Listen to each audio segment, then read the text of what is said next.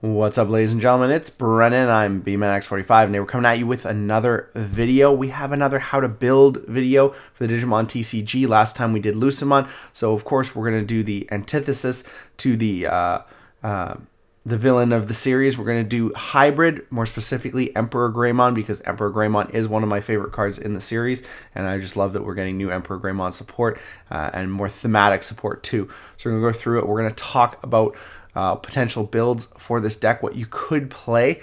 The deck is kind of centered around playing basically the Unity Digivolve, so all the Digimon spirits that go together to make EmperorGreymon, which are all the spirits of Tommy, Zoe, and Takuya, and as well as some other stuff in here as well. But hey, if you enjoy this type of content, be sure to smash that like button, comment down below. We'd love to hear your thoughts. Subscribe to the channel, and hit that bell for notifications so you don't miss a single minute of the fun. All right, without further ado, let's get into it. Let's start with the eggs here. We're going to come down here. The eggs, the new egg for the new set is Demi-Meramon, which is when attacking once per turn. If you have a red Tamer, delete one of your opponent's Digimon with 3,000 DP or less.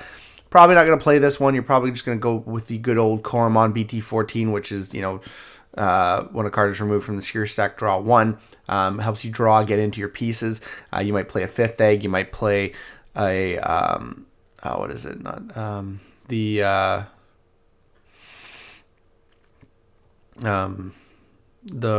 Yokomon that draws you a card, or you might play the Digimon that does DP deletion just as a fifth egg. Because one thing I don't have in this list is you might play Ukomons in this deck so that you can search and just swing and draw more cards basically. Because that's always a good engine in any of the hybrid decks. Really, the Ukomon is always in there. But just talking about generalized hybrid cards here, cards that are more for the hybrid deck, we have our Bokomons here. We've got the old Bokomon there. Got the new Bokomon here, which is a red, so he can go in the back on your Digi-Egg, and he is on play reveal top 3. Add one card with the 10 Warriors trait.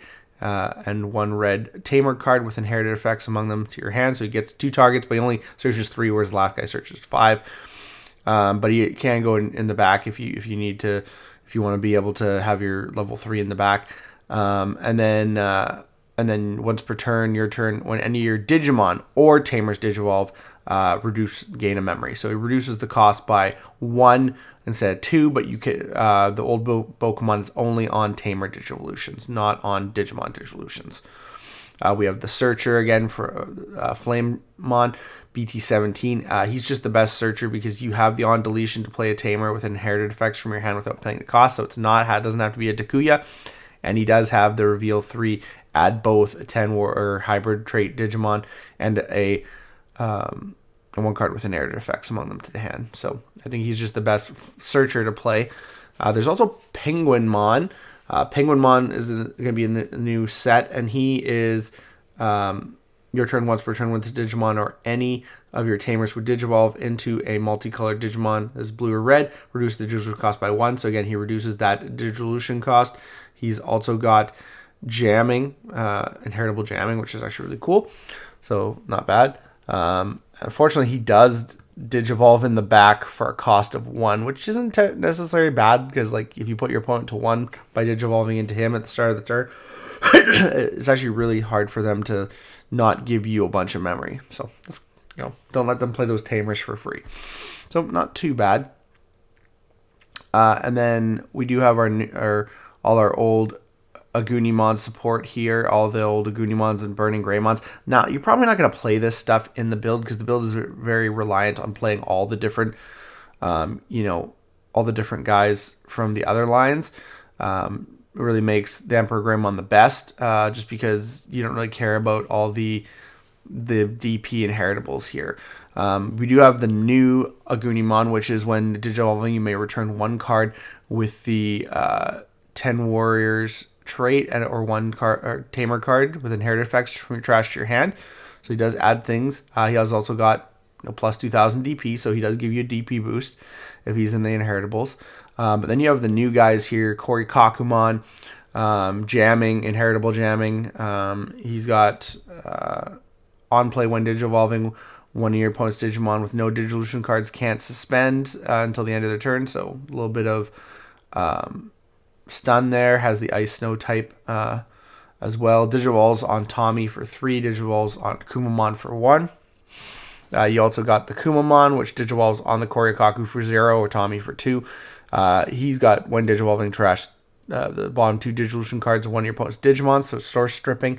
He's got the when attacking once per turn, one of your Digimon or Tamers may Digivolve into a blue or red Digimon card with the hybrid trait in the hand with the Digivolution cost reduced by 1. So, Digivolving for 1 less, which is always really cool. So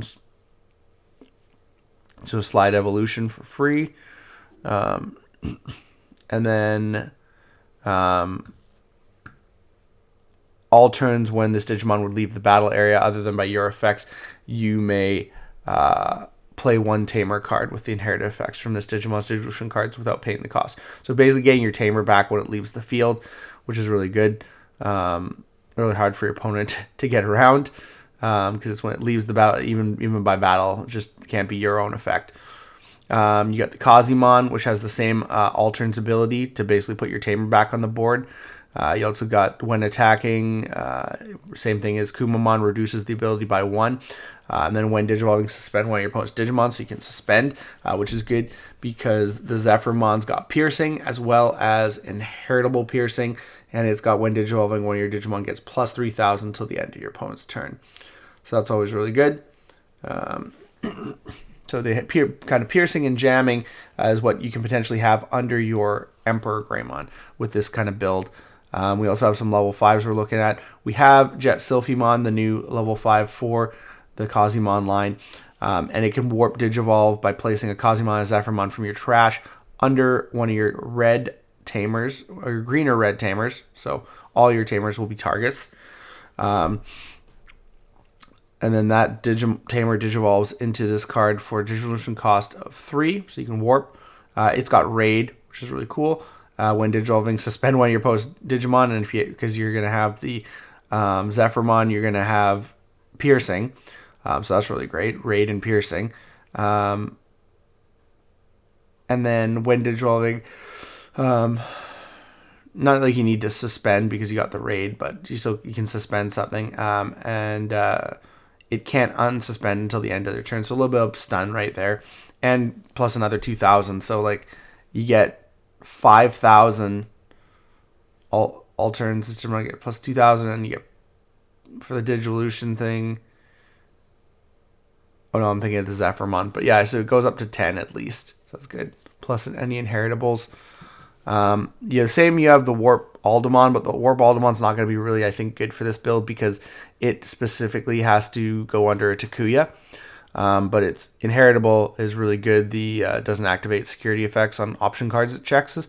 But then you can still play the BT7 Aldemon, which will Digivolve on any of your guys for a cost of 1, as long as you have a Tamer in there, and gain plus 4,000, and has the all turns inheritable to not check option cards, which is really, really good, especially for your big plays like your EmperorGreymon plays, which is going to be like a finishing move kind of play. Your EmperorGreymon, when Digivolving for each color in its Digivolution cards, trash any one Digivolution card from your opponent's Digimon and suspend one of their Digimon.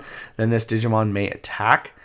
Your turn once per turn. When this Digimon deletes your opponent's Digimon in battle, it gains security attack plus 1. So basically, you attack over. You get piercing from your inheritables, jamming from your inheritables, and then you gain security attack plus 1, check 2, and then unsuspend. So it's really, really good. But you got to have a Takuya to Digivolve into it. You got to either be 5 on a level 5, which is a lot, or you need to go Takuya Kambara with 5 hybrid trait cards under it. But the cool thing is if you play this right,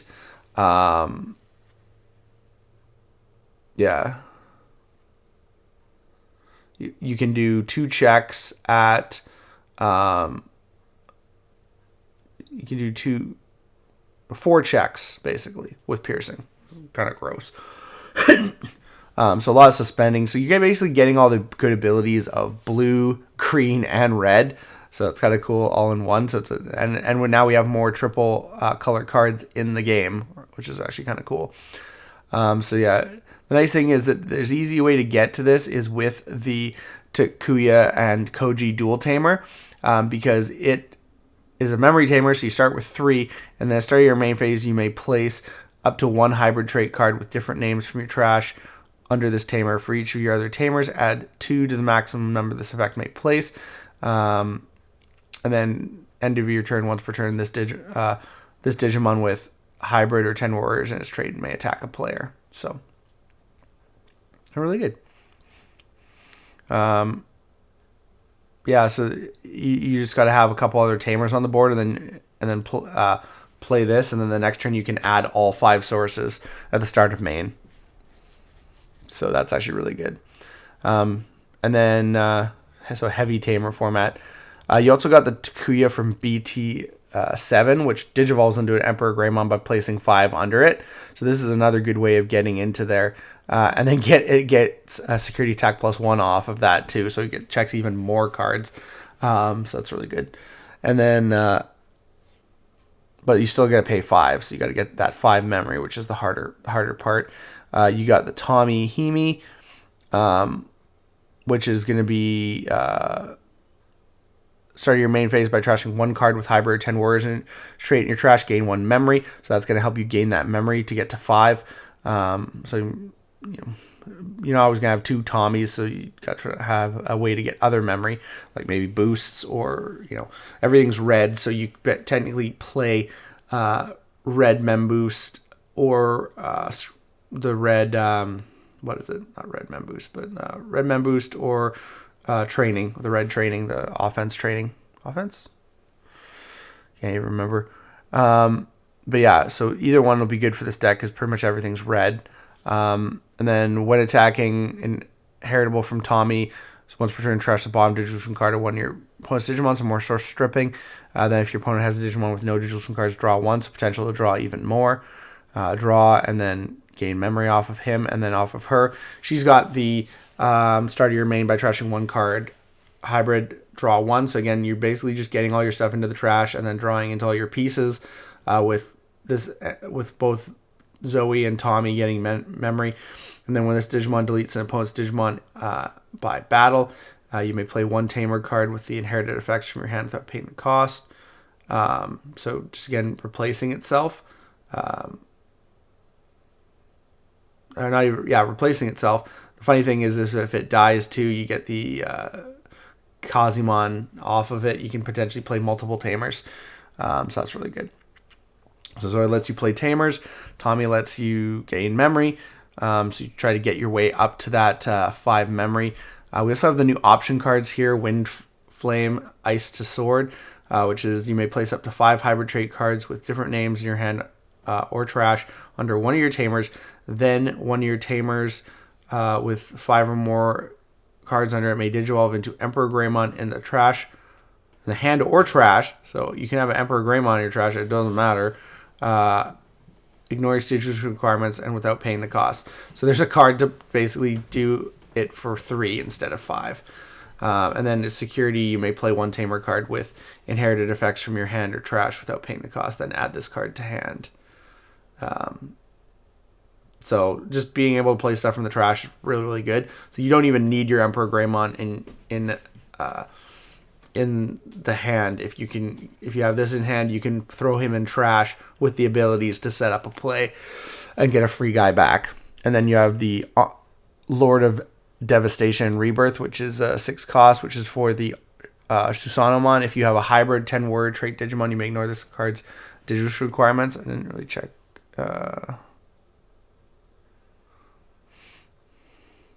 See, this one's kind of fun because you need to have all 3 Tamers down to do this. You need to have Tommy, Zoe, and Takuya, or at least have like a couple hybrids on board and a Tamer, because you need all 3 colors, because it doesn't let you ignore the color requirements. That one's harder to get because you gotta have all 3 colors on the board. No. And then you also have this one here. You can ignore its color requirements for this one. Main, one of your Digimon or Tamers may digivolve into Susanomon in the hand or trash without paying the cost. Then by placing up to 4 of your Tamers with different colors under one of your Susanamon as bomb Digivolution cards, gain 1 memory for each card placed. Yeah.